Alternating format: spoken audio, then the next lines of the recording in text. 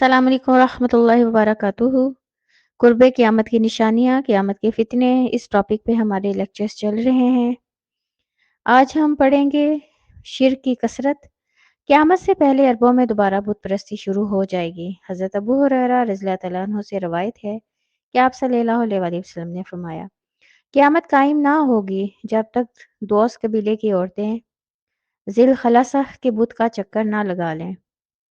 Yemen में ज़िल खलासा के मुकाम पर कबीले दोस्त का बुत था जिसका मुशरिक ज़माने जाहिलियत में तवाफ़ करते थे। तो अब इस हदीस से क्या पता चलता है कि क़यामत से पहले अरबों में बुत परस्ती उसी तरह शुरू हो जाएगी जिस तरह इस्लाम के आने से कबल अरब लोग बुत परस्ती किया करते थे। क़यामत के करीब बाज़ अरब कबाइल बुतों की इबादत शुरू कर देंगे और बाज़ कबाइल मुशरिकों के साथ मिल जाएंगे। हज़रत सुबान रज़ियल्लाहु तआला अन्हु से रिवायत है कि आप सल्लल्लाहु अलैहि वसल्लम ने फरमाया, मुझे अपनी उम्मत के बारे में गुमराह करने वाले हाकिमों का सबसे ज़्यादा खौफ है कि वो दीन को सबसे ज़्यादा नुकसान पहुँचाएँगे। मेरी उम्मत के बाज़ कबाइल अनकरीब बुतों की पूजा शुरू कर देंगे और बाज़ मुशरिकों के साथ मिल जाएँगे। क़यामत से पहले 30 झूठे दज्जाल ज़ाहिर होंगे, जिनमें से हर एक का एक ही दावा होगा कि वो नबी है। मेरी उम्मत का एक ग्रोह हमेशा हक़ पर कायम रहेगा, उनकी हमेशा अल्लाह की तरफ से मदद होती रहेगी और कोई मुखालिफ कुव्वत उनको नुकसान नहीं पहुंचा सकेगी हत्ता कि अल्लाह का अमर क़यामत आ जाए। ये इब्न माजा की हदीस है। तो इस हदीस से क्या पता चलता है कि ये जो हुक्मरान होते हैं ना, ये अवाम को गुमराह करने में सबसे अहम रोल जो है वो अदा करते हैं। और आज अगर हम देखें जैसे है अबू ज़बी में आपको पता है हिंदुओं का मंदिर बन गया है और जो उसके हुक्मरान है अबू ज़बी का, उसी ने इजाज़त दी इवन के उस तकरीब में उसने खुद शमूलियत भी इख्तियार की थी। तो ये देखें अल्लाह के नबी ने 1400 साल पहले जो बात कही थी और आज वो सच साबित हो रही है। क़यामत से पहले लात और उज़्ज़ा की उसी तरह इबादत शुरू हो जाएगी जिस तरह ज़माने जाहिलियत में होती थी। हज़रत आयशा रज़ियल्लाहु तआला अन्हा कहती हैं, मैंने आप सल्लल्लाहु अलैहि वसल्लम को फरमाते हुए सुना कि दिन रात ख़त्म नहीं होंगे जब तक लात और उज़्ज़ा की इबादत दोबारा शुरू ना हो जाए।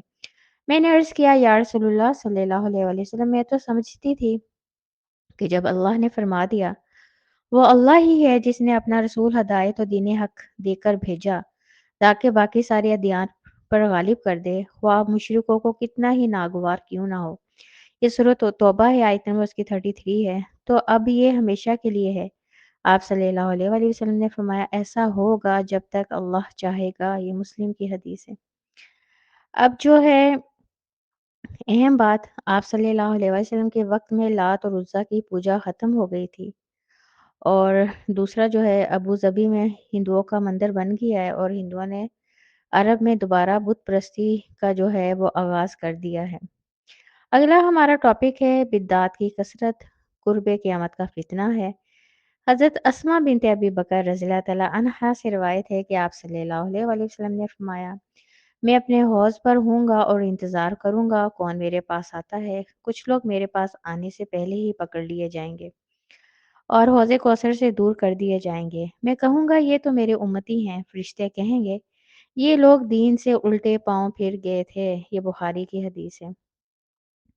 तो इस हदीस से क्या पता चलता है, जो लोग दीन में खुद से सवाब समझ के चीज़ों को ऐड कर लेते हैं उन्हें अल्लाह के नबी हौज़े कौसर से पानी नहीं पिलाएंगे। अगली हदीस है, आप सल्लल्लाहु अलैहि वसल्लम ने फरमाया, जिसने मदीना में कोई बिद्दत जारी की उस पर अल्लाह की, फरिश्तों की और तमाम अहले ईमान लोगों की लानत है। ये मुस्लिम की हदीस है। अब लानत का लुग़वी मायने है अल्लाह की रहमत से दूरी। तो जो कोई भी बिद्दत का आगाज़ करता है तो उस पे अल्लाह, फरिश्ते और तमाम अहले ईमान जो हैं वो लानत डालते हैं। बिद्दती की इस्लाह इसलिए मुश्किल होती है क्योंकि वो अपनी तरफ से बिद्दत को नेकी समझ रहा होता है, क्योंकि इस्लाह गुनाह की होती है। बिद्दती को पहले समझना होगा कि ये काम सुन्नत नहीं है, फिर उसकी इस्लाह होगी। और एक और हदीस में आता है, बिद्दती जब तक बिद्दत नहीं छोड़ देता, हदीस का मफ़हूम है, उस वक़्त तक ना उसकी फ़र्ज़ इबादत अल्लाह के यहाँ कबूल होती है, ना नफ़ल इबादत कबूल होती है। अब ये इतनी बड़ी बात क्यों कही गई है? वो इस वजह से कि आप सल्लल्लाहु अलैहि वसल्लम हम सबको बता गए थे, नेकी क्या है, बुराई क्या है, کن کاموں کو کرنے سے ثواب ملتا ہے، کن کاموں کو کرنے سے گناہ ملتا ہے۔ تو یہ اللہ نے لوگوں کو حق نہیں دیا کہ وہ خود ساختہ نیکیاں بنا لیں۔ ہم نے وہ نیکی کرنی ہے جو آپ صلی اللہ علیہ وآلہ وسلم ہم کو بتا کر گئے ہیں۔ ہمارا اگلا ٹاپک ہے جھوٹ کی کثرت قرب قیامت کا فتنہ ہے۔ سورہ زمر آیت نمبر 3 میں اللہ فرماتے ہیں بے شک اللہ ایسے شخص کو ہدایت نہیں دیتا جو جھوٹا اور منکر حق ہو۔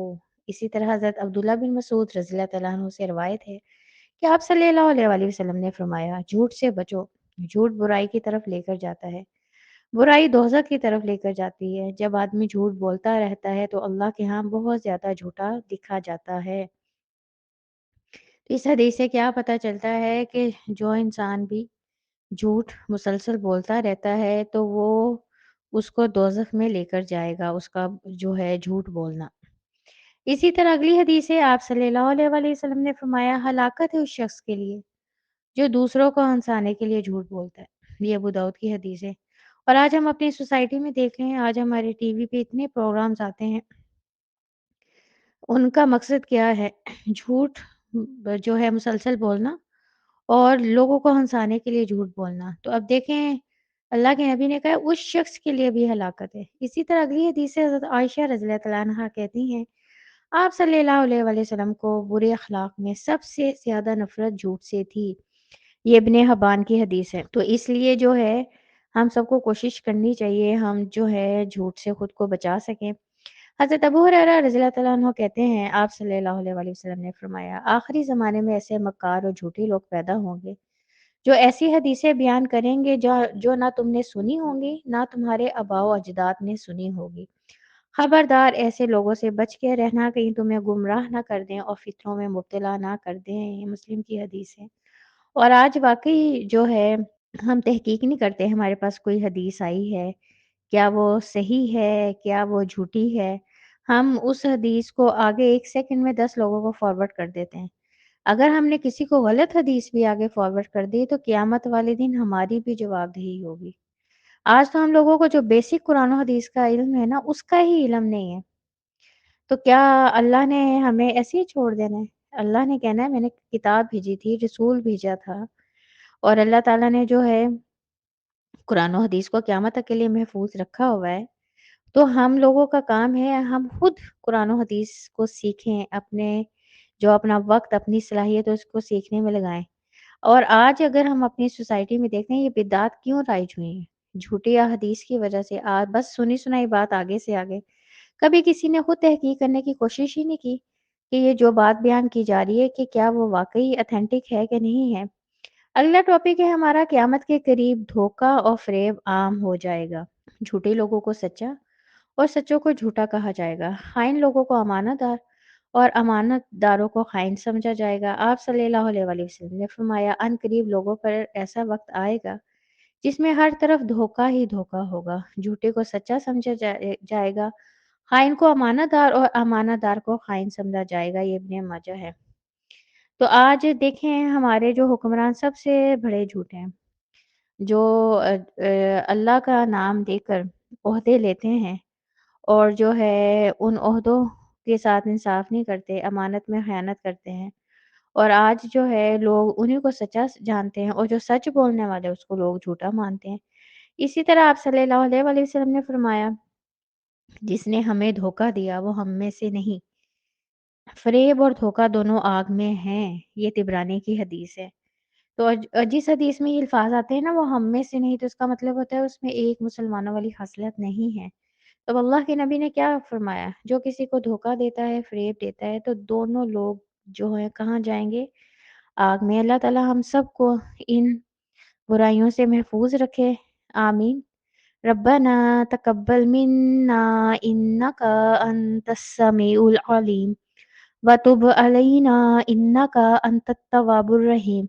سبحان ربک رب العزت عما یصفون وسلام علی المرسلین والحمد للہ رب العالمین۔ السلام علیکم ورحمۃ اللہ وبرکاتہ۔